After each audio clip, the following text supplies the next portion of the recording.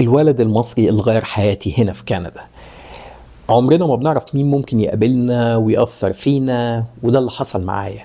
في يوم من الايام انا فعلا كنت متضايق جدا من ان انا بدور على شغل، ونفسي ان انا اخد وظيفة، وان انا ظروفي تبقى احسن والدنيا تبقى ماشية افضل معايا. فقلت يعني خلاص انا متضايق جدا، خليني اروح مول اتمشى شوية واشوف الدنيا واغير جو كده، ويعني اهو يمكن اشتري اي حاجة وانا بتمشى وخلاص. دخلت المول ودخلت احد المحلات، وبدون ذكر اسم اي اشخاص ولا اسم المحل عشان الولد، قابلت ولد مصري غير حياتي كلها واداني درس عميق. يعني غير مفاهيمي في كل حاجة وخلاني أخرج أقول الحمد لله على كل شيء. استنونا في الفيديو ده، هيكون فيديو جميل جدا جدا، وأتمنى أن الحلقة دي تعجبكم عشان هي فعلا حلقة جميلة. استنونا، متنسوش لايك شير والسبسكرايب. يلا بينا. زي ما قلت لكم في المقدمة، في يوم من الأيام كنت مخنوق، فنزلت من بيتي جوايا ضغوط الحياة في كندا، وقلت أنزل أتمشى، ودخلت محل في مول وقفت اتفرج، يعني ما اشوف ايه المنتجات الموجوده. فكان في بياع كندي، المهم قعد بقى يشرح لي مزايا المنتج، والمهم يعني ويجيب المنتج يمين وشمال ويقنعني بيه ويقول لي يلا وده ممتاز وبتاع. المهم قلت له طب سيبني هفكر شويه. فجاه لفت انتباهي كده شاب كده مهذب جميل، شكله محترم كده، وشه بشوش قوي سبحان الله، وملامحه يعني بتعكس انه يعني ابن ناس قوي. في البدايه ما كنتش ناوي اتكلم معاه، ولكن لقيته هو اللي بدا يتكلم معايا ويقول لي ممكن اساعدك في حاجه، بتفكر تشتري المنتج ده ولا ايه؟ انا ممكن انصحك لو انت عايز نصيحه امينه يعني. فبعدين شويه كده قال لي هو انت مصري؟ فقلت له اه. وهنا بدأ الموضوع، وحسيت ان الولد ده وراه قصه كده، لانه كان ولد ظريف جدا، وكلامه واسلوبه وطريقه تعامله باين قوي انه ولد ابن ناس جدا، يعني ولد محترم قوي قوي قوي يعني. سألته عن حياته، فبدأ كلامه عن المنتج وبدأ يشرح لي يعني كل التفاصيل، وقال لي انا امين جدا ومش باخد كوميشن، فالنصيحه اللي بقولها لك دي نصيحه امينه لله. والله انبسطت من امانته وشكرته، وقلت له انا الحقيقه يعني مش قادر اقول لك انا مبسوط قد ايه باللي انت بتحكيه لي، وان في شخص امين جدا جدا كده. ويعني انت اسهل حاجه تقول لي خد المنتج، يلا جميل خده، واخده وارجع اتضايق، لكن الامانه اللي عندك كانت عظيمه جدا، يعني انا الحقيقه بشكرك عليها. انت عارف الكلام بيجيب بعضه. فقلت له ايه اللي خلاك تشتغل هنا يعني؟ فضحك ضحكه كده يعني فيها شويه حزن، وقال لي يعني حاجه غيرت كل حاجه في حياتي، بس اكتشفت ان الموضوع كان كبير قوي قوي قوي، وان الولد ده يعني زي ما يكون حاجه مكسوره جواه كده. فبدا يتكلم معايا، قال لي انا اتولدت هنا في كندا وعشت في كندا، ومن اسره ميسوره الحال جدا جدا. والدي كان راجل ناجح جدا جدا، وموفر لي كل شيء انا واخواتي. وقال لي ان والده اصيب بمرض وخلاه انه للاسف ما يشتغلش تاني، وحتى للاسف كمان النقابه بتاعت الوظيفه بتاعت والده منعته من ممارسه المهنه، لانه ما يقدرش يمارس مهنته وهو بالمرض ده.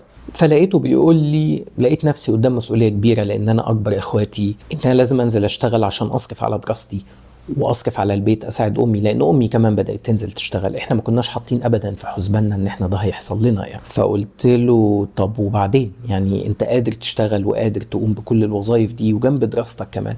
قال لي انا بشتغل على قد ما اقدر، بحيث ان انا احاول احوش على قد ما اقدر المصاريف بتاعتي، وساعات كمان بشتغل في الويك اند وظيفه تانية. فالحقيقه انا انبهرت جدا بالولد يعني. قلت له شكرته طبعا على الشرح للمنتج، وشكرته وقلت له يعني اعتبرني اخوك، لو في اي حاجه انا اقدر اقدمها لك قول لي، ولو اقدر اساعدك في اي شيء. ولكن الولد قال لي لا الحمد لله، احنا الحمد لله حياتنا ماشيه ودنيتنا ماشيه وربنا ساترها معانا ودنيتنا ماشيه كويس جدا. انا بس كل اللي عايزه منك انك تدعي لبابا ان هو ربنا يشفيه، وان ربنا يوفقني انا كمان في دراستي عشان اقدر اتخرج واشتغل واساعد والدتي. الحقيقه الولد ده اداني درس كبير جدا يعني. يعني الواحد هيدمع وهو بيتكلم. اداني درس كبير جدا قد ايه انا كنت نازل مخنوق من شويه مشاكل عندي في الحياه، والحمد لله صحتي كويسه وماشي على رجلي، ودنيتي ما فيهاش اي مشاكل غير شويه الحاجات بتاعت شغل وحاجات زي كده. وقابلت الولد ده، يمكن ربنا بعتهولي عشان يقول لنا ما تيأس.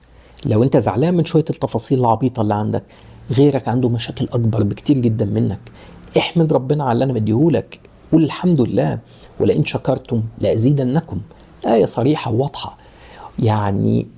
فعلا اشكر ربنا على كل حاجة عندك، والحمد لله على النعم.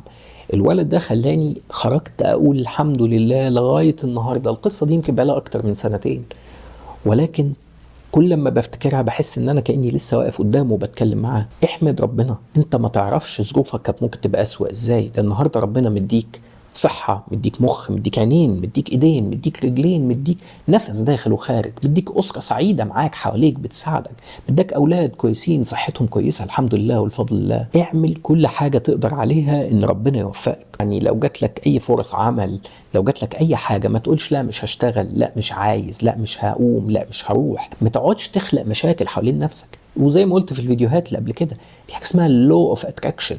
كل ما مخك هيفكر في حاجة وهيركز عليها في النجاح، هيجيب نجاح، والنجاح بيجيب نجاح، والفلوس بتجيب فلوس، والسعادة بتجيب سعادة. إنما لو قعدت طول النهار كئيب ومكتئب وحزين، ولد زي ده كان ممكن ينحرف ولا يروح يعمل أي حاجة غلط ولا يسكر. ولكن هو الولد حط الأكشن، حط كل هدفه في الفعل، وقال لك أنا هنزل وهشتغل وهكافح. فربنا كرم وجعل في وشه بشاشة وجعل في وشه جمال ما شاء الله عليه. أتمنى برضو إن الفيديو ده يكون محفز ليك انك فعلا وانت في كندا مهما كانت الظروف صعبة ومهما كانت الدنيا بتقسى عليك، افتكر دايما عندك رب خلقك، حطك في مكان كويس، رزقك بكل حاجة حلوة عشان هدف معين. لو ما كانش ليك لازمة في الدنيا دي ما كنتش اتخلقت. ربنا جابك لهدف، اسعى ورا هدفك، اسعى ورا النجاح، توكل على الله، وقول دايما يا رب وتوكلوا على الله. ونتمنى ان الحلقه تكون عجبتكم، وان القصه بتاعت الولد دي تكون اثرت فيكم، ويمكن تكون اثرت في حد او حد دلوقتي حزين يسمع القصه دي تاثر فيه. ربنا يوفق الجميع، واتمنى ليكم كلكم التوفيق. وما تنسوش سبسكرايب واللايك والشير عشان بيفرقوا معنا جدا. نشوفكم في الحلقه الجايه.